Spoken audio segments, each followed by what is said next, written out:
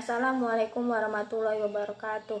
Saya dari Prodi Ilmu Pendidikan Bahasa Indonesia dan Sastra kelas 1A. Nama saya Anissa Nur Iwana dengan nomor NPM 21621098. Dosen pengampu Dr. Asnawi SPD MPD. Di sini saya akan menjelaskan pengertian dan konsep linguistik umum atau jelajah awal. Sejarah singkat linguistik atau Al-Wasilah 1993 atau 25. 1. Nama keilmuan suatu disiplin ilmu dalam waktu tertentu memperlihatkan objek dan cakupannya. 2. Demikian pula istilah disiplin kebahasaan dimulai dari retorik, gramar, komparatif, filologi, dan baru lahir linguistik pada abad ke-19. 3. Seperti halnya dengan disiplin ilmu-ilmu lain, sejarah linguistik pun disebut-sebut bermula dari orang-orang yang Greek yang mengembangkan ilmu retorika. 4. Nama Georgios Rekansis zaman Socrates tercatat sebagai ahli retorika yang ternama. 5. Istilah-istilah yang disusunnya masih populer sampai hari ini seperti antitesis, asonanse, dan sebangsanya. 6. Pada waktu itu, tentu saja orientasi dan horizon pemandangan mereka hanya terbatas pada bahasa Greek. Perasaan ini sekarang dinamakan sebagai linguistik chauvinism. 7. Walau demikian, mereka sudah merasa bahwa bahasa berbeda satu sama lainnya, tetapi rasa bahasa sama-sama ada pada setiap manusia. 8. Konsep ini sebenarnya sejajar dengan apa yang oleh tata bahasa transformasi diistilahkan kesemestaan bahasa atau universal of language. 9. Nama lain adalah Plato 429 sampai 347 sebelum Masehi, yang sering disebut sebagai tata bahasawan pertama. Dia menganalisis bahasa sebagai terurai antara si pelaku dan tindakan.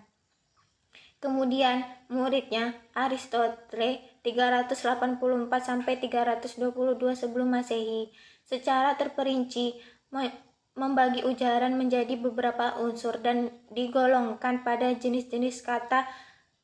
Diperkenalkannya istilah seperti subjek, predicate, gender, number, case, person, tensi, dan mood. Linguistik. Secara populer, orang sering menyatakan bahwa linguistik adalah ilmu tentang bahasa atau ilmu yang menjadikan bahasa sebagai objek kajiannya. Atau lebih tepat lagi, seperti dikatakan Martinet 1987 dalam Cair 2012, linguistik adalah telaah ilmiah mengenai bahasa manusia. Apakah linguistik itu? Linguistik itu adalah ilmu bahasa. Dari kata Latin, lingua, bahasa, dalam bahasa Inggris dan Prancis, language. Linguistik dalam bahasa Inggris berkaitan dengan language, dalam bahasa Prancis, linguistique berkaitan dengan langue. Dalam bahasa Indonesia, linguistik adalah nama bidang ilmu dan kata sifatnya adalah linguistik atau linguistik. Kata linguistik berpadanan dengan linguistik dalam bahasa Inggris, linguistique dalam bahasa Prancis, dan linguistik dalam bahasa Belanda diturunkan dari kata bahasa Latin lingua yang berarti bahasa, yaitu bahasa Prancis mempunyai dua istilah, yaitu langue dan langage, dengan makna yang berbeda. Langue, suatu bahasa tertentu seperti bahasa Indonesia, bahasa Melayu, atau bahasa Arab sifatnya abstrak. Langage, bahasa secara umum seperti tampak dalam ungkapan manusia punya bahasa sedangkan binatang tidak, sifatnya paling abstrak.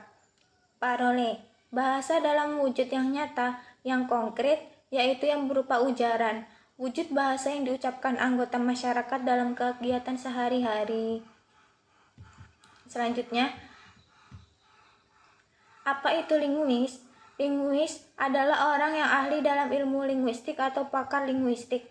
Selain itu, Linguis juga berarti orang yang fasih dalam beberapa bahasa, misalnya bahasa Indonesia, bahasa Inggris, bahasa Arab, bahasa Belanda, dan lain-lainnya. Bahasa-bahasa di dunia ini memiliki banyak perbedaan dan juga persamaannya. Namun, ada ciri-ciri yang universal, dan hal itulah yang diteliti dalam linguistik. Oleh karena itulah, linguistik sering dikatakan bersifat umum. Dan karena itu pula, nama ilmu ini linguistik biasa juga disebut linguistik umum. Yang terakhir, keilmuan linguistik. Setiap ilmu termasuk juga ilmu linguistik telah mengalami tiga tahap perkembangan berikut. 1. Tahap spekulasi. Sesuatu dan cara mengambil kesimpulan dilakukan dengan sikap spekulatif. Artinya, kesimpulan itu dibuat tanpa didukung oleh bukti-bukti empiris dan dilaksanakan tanpa menggunakan prosedur-prosedur tertentu. 2. Tahap observasi dan klasifikasi. Para ahli di bidang bahasa baru mengumpulkan dan menggolong-golongkan segala fakta bahasa dengan teliti tanpa memberi teori atau kesimpulan apapun. 3. Tahap perumusan teori. Setiap disiplin ilmu berusaha memahami masalah-masalah dasar dan mengajukan pertanyaan-pertanyaan mengenai masalah-masalah itu berdasarkan data empiris yang dikumpulkan. Sekian dari saya. Apabila ada kesalahannya, saya mohon maaf yang sebesar-besarnya. Wassalamualaikum warahmatullahi wabarakatuh.